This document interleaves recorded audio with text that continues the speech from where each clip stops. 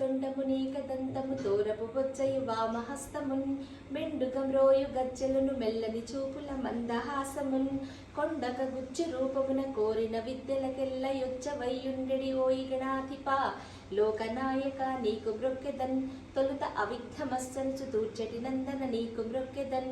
ఇలా ఏ పని చేసినా మనకి విఘ్నాలు తొలగించాలంటే ఏ దేవుణ్ణి కొలుస్తామండి? ఎవరి గురించి చెప్తున్నాను మీకు ఈ పాటకి అర్థమైపోయి ఉంటుంది. గణపతి గురించి. మేము వెళ్ళిన అష్టవినాయకులోని ఈ అద్భుతమైన 8 గణపతుల గురించి నేను మీకు చెప్తున్నాను. ఈ మధ్యలో అఫ్కోర్స్ చాలామంది చూసుంటారండి ఈ గణపతులని. ఒకవేళ మీరు చూడకపోతే ఎక్కడికైనా ఎక్కువ ఒక 2-3 డేస్ హాలిడేస్ వచ్చినప్పుడు ఎక్కడికైనా ప్లాన్ చేసుకొని వెళ్ళాలనుకుంటే మీకు ఎక్సలెంట్ ట్రిప్ అవుతుందండి. అష్టవినాయక్ చూసారంటే 8 గణపతులు. వీటి 2 టైప్స్గా చూడొచ్చండి. ఒకటి వచ్చేసి శాస్త్రోక్త టూర్ అంటారనమాట. అంటే ఫస్ట్ చూసి మళ్ళీ రెండో గణపతి దగ్గరికి వెళ్ళి మళ్ళీ 3 అలా రౌండ్గా చూసుకుంటూ వచ్చి మళ్ళీ ఫస్ట్ గణపతిని చూస్తే ఇది శాస్త్రోక్త టూర్ అనమాట. లేదు మీరు 8వ వినాయక్ చూసారు, మళ్ళీ సెకండ్ వినాయక్ ఫస్ట్ ఉంటుంది, అలా పక్క పక్కన కూడా ఉంటాయి అనమాట. ఇలా 2 టైప్స్గా యాత్ర పూర్తి చేయొచ్చు. నేనైతే ఎలాగో వెళ్తున్నాను కదా అని చెప్పేసి శాస్త్రోక్త టూరే చూశాను అనమాట. 8 చూశాక ఫస్ట్ మళ్ళీ మయూరేశ్వర్ అంటారనమాట. ఆయన్ని చూశాక ఈ యాత్ర పూర్తవుతుంది. సో వీటి గురించి నేను మీకు చెప్తాను. ఈ 8 వినాయకులు సింధూర వర్ణంతోనే మెరిసిపోతూ ఉంటారండి.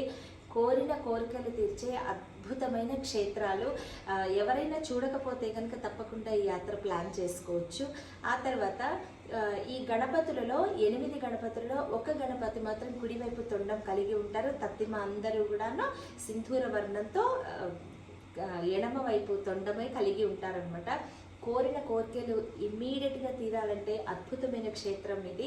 అండ్ పిల్లల్ని కూడా అటు ప్రకృతి అందం, ఆ తర్వాత మంచి మైథాలజీ కానివ్వండి, అన్నీ కలిసి వచ్చే అద్భుతమైన టూర్ ఏదన్నా ఉందంటే అష్టవినాయక్ మాత్రమే. సో మీరు ఎవరన్నా చూడకపోతే మాత్రం తప్పకుండా ప్లాన్ చేసుకోండి. ఈ 8 గణపతుల గురించి ఇప్పుడు నేను మీకు చెప్తాను. ఫస్ట్ గణపతి వచ్చేసి మోరేశ్వర్ అండి. ఈయన మయూర వాహనంలో అంటే నెమల మీద కూర్చుని ఉండటం ఈ వినాయకుని యొక్క స్పెషాలిటీ అనమాట. అత్యద్భుతంగా ఉంటుంది. ఫస్ట్ క్షేత్రం మోరేగా.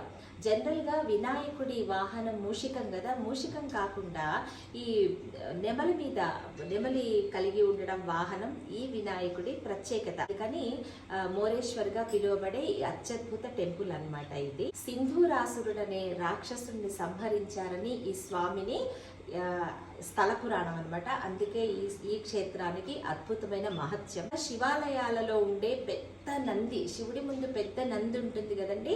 బట్ ఈ మోరేశ్వరలో టెంపుల్ ముందనమాట, మీరు టెంపుల్కి ఎంటర్ అవుతూ ఉండంగానే పెద్ద నందీశ్వరుడు ఉంటాడండి.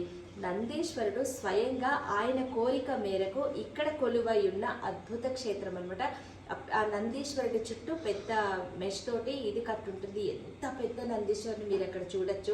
ఆయన ఇష్టపూర్వకంగా ఇక్కడ గణపతిని కొలవడానికి స్వయంగా వేంచేశారని ప్రసిద్ధి అనమాట. అద్భుతమైన క్షేత్రం ఈ మోరేగాం గణపతి.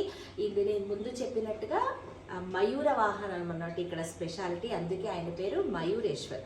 లాస్ట్ చూసొచ్చిన తర్వాత గణపతిని మళ్ళీ మయూరేశ్వరిని లాస్ట్ మళ్ళీ మీరు దర్శనం చేసుకోవటంతో ఈ శాస్త్రోక్త టూర్ పూర్తవుతుందన్నమాట. ఈ విగ్రహాన్ని స్వయంగా బ్రహ్మదేవుడే ప్రతిష్ఠించారని నమ్ముతారు. పాండవులు తమ వనవాస కాలంలో కూడా ఈ స్వామిని దర్శించుకున్నారని చెప్తారు. పురాతనమైన అద్భుతమైన అందమైన క్షేత్రం ఈ మయూరేశ్వర మోరేగాంలో ఉందన్నమాట. ఇది ఫస్ట్. సో ఈ అద్భుతమైన క్షేత్రాన్ని మీరు కూడా తప్పకుండా దర్శించి ఆ స్వామి దయకి కృపాపాత్రం అవ్వాలని మనస్ఫూర్తిగా కోరుకుంటున్నాము. అద్భుతమైన ఈ క్షేత్రాన్ని తప్పక దర్శించండి. Thanks for watching. నమస్తే.